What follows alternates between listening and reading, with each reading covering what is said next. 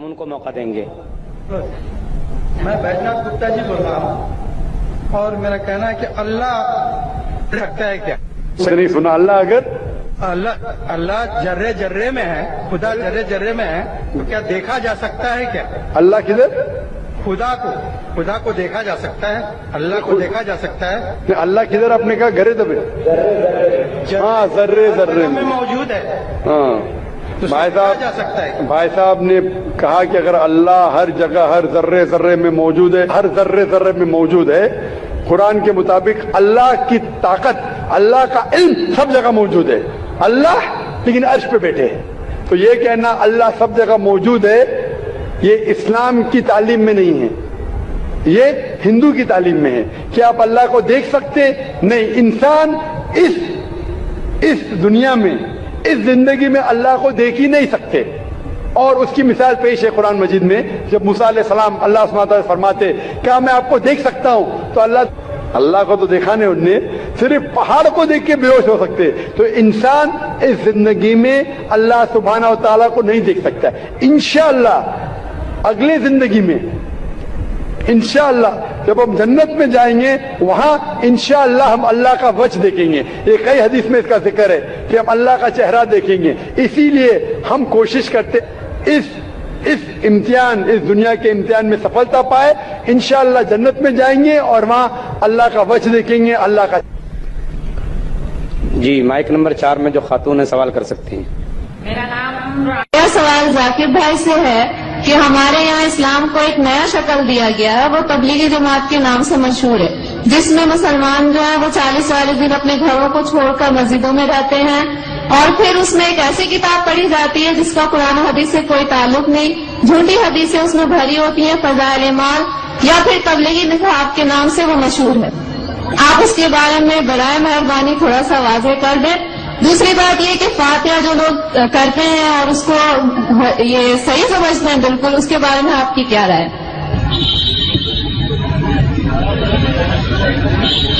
حالانکہ ایسے سوال کا جواب میں اکثر دیتا نہیں ہوں، یہ میرا فن جو ہے وہ پوچھنا موجود کرنا، کیونکہ آخری سوال اور خواتین کی طرف سے ہے. لوگ یہ نہیں کہنا چاہتے خواتین کے سوالات کا جواب میں نہیں دے رہا ہوں.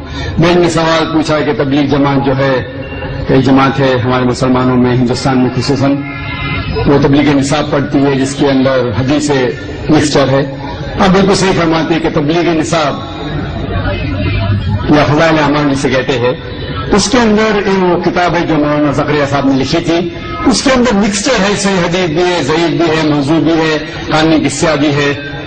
تو اسے سارے حدیث کو ماننا اور سارے حدیث پہ عمل کرنا صحیح نہیں. ہمیں عمل کرنا چاہیے صحیح حدیث پہ. صحیح حدیث ہماری حجت ہے.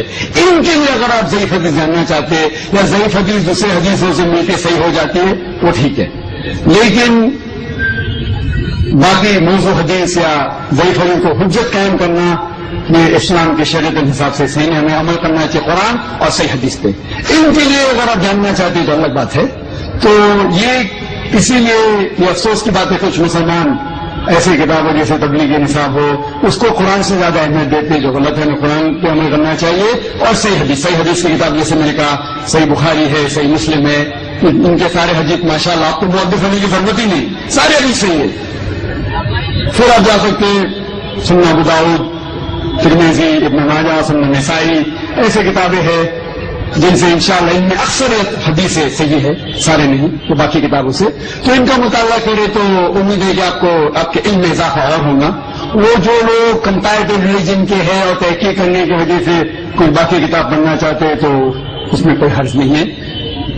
اور جو سوال تھا کہ 40 دن ایسا کوئی میں قرآن مجید کی کوئی آیت نہیں جانتا ہوں جس میں لکھا ہوا ہے کہ 40 دن کے لیے آپ کدھر جاؤ، یا کوئی صحیح حدیث میں نہیں جانتا ہوں جس میں لکھا ہوا ہے کہ 40 دن کے لیے آپ کام چھوڑ کے کچھ جانا چاہیے، یا گشت ہوتا ہے ہفتے میں 1 بار، مہینے میں کم از کم 2 بار، سال میں کم از کم 3 دن، زندگی میں کم از کم سال میں 40 دن، مہینے میں 3 دن، زندگی میں کم از کم 1 بار 4 مہینے. یہ سب چیز کچھ قرآن سے حدیث سے ثابت نہیں، قرآن سے حدیث ثابت نہیں. لیکن ہمیں ہمارے مسلمان بھائیوں سے پریم سے پیش آنا چاہیے. افسوس کی بات ہے کہ ہمارے مسلمان بھائیوں میں اتحاد نہیں ہے. اس کی وجہ ہے کہ کم علم کی وجہ سے ہمیں ان سے پیار سے پیش آنا چاہیے، حکمت سے پیش آنا چاہیے اور قرآن حدیث کی دعوت دینا چاہیے، اصلاح کرنا چاہیے ہمارے بھائیوں کی. یہ کہنا کہ آپ غلط ہے اور شدت کے ساتھ ان کی مخالفت نہیں کرنا چاہیے. پیار اور حکمت کے ساتھ جس طریقے سے میں کہتا ہوں مسلمان کے لیے کام کر سکتے ہیں اور اس بات کی طرف جہاں پر ہم نے یکساں ہے، کیا یکساں ہے؟ قرآن ہے، صحیح حدیث ہے، یکساں ہے، اس کے اوپر عمل کرو. تو افسوس کی بات ہے کہ ہم حکمت کا استعمال نہیں کرتے، اسی لیے تفرق ہے. میں نے ایک تقریر دی تھی چنئی میں جنوری کے مہینے میں، یونٹی ان مسلم امہ، اسلام کی امت میں اتحاد. اور یہ تقریر انگریزی میں ہے جس میں نے فارمولہ دیا ہے کس طریقے سے قرآن اور صحیح حدیث کے اوپر عمل کریں گے تو انشاءاللہ سارے مسلمان اتحاد میں رہیں گے، ایک ہوں گے. جیسے اللہ تعالیٰ فرماتے ہیں سورہ عمران میں سورہ نمبر 3 آیت نمبر 103 میں واعتصموا بحبل اللہ جميعا ولا تفرقوا، آؤ ہم اللہ کی رسی کو مضبوطی سے پکڑے. اللہ کی رسی ہے قرآن اور صحیح حدیث. اس کو اگر ہم پڑھیں گے سمجھ کے، افسوس کی بات ہم قرآن سمجھ کے پڑھتے ہی نہیں. چند مسلمان قرآن کو سمجھتے ہیں، باقی لوگ تلاوت کرتے ہیں. رمضان میں 1 بار 2 بار 10 بار الحمدللہ تلاوت کیجئے، اچھی بات ہے، ثواب ملے گا.